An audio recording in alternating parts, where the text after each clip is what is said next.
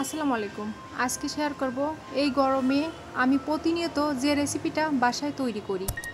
Half KG কাঁচা আম কেটে নিয়ে 2 চা চামচ লবণ দিয়ে ভালো করে ধুয়ে নিতে হবে।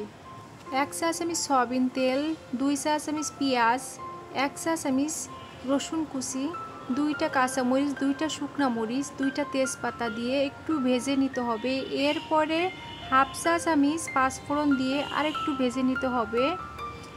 আমগুলো ছেড়ে দিয়ে সামান্য হলুদের গুঁড়া এবং হাফ চা চামচ লবণ, 1 কাপ চিনিতে আরেকটু নেড়ে ছেড়ে 1 লিটার পানি দিয়ে দিতে হবে।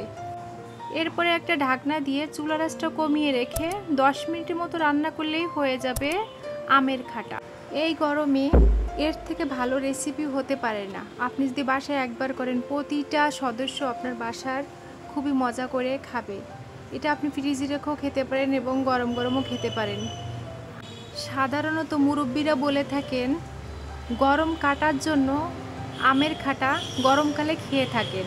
নতুন ভিডিওর জন্য প্লিজ পেজটি ফলো দিয়ে রাখবেন। লাইক কমেন্ট শেয়ার করে পেজটির সঙ্গে থাকবেন। আজকের মতো বিদায় নিচ্ছি, আবার দেখা হবে। আল্লাহ হাফেজ।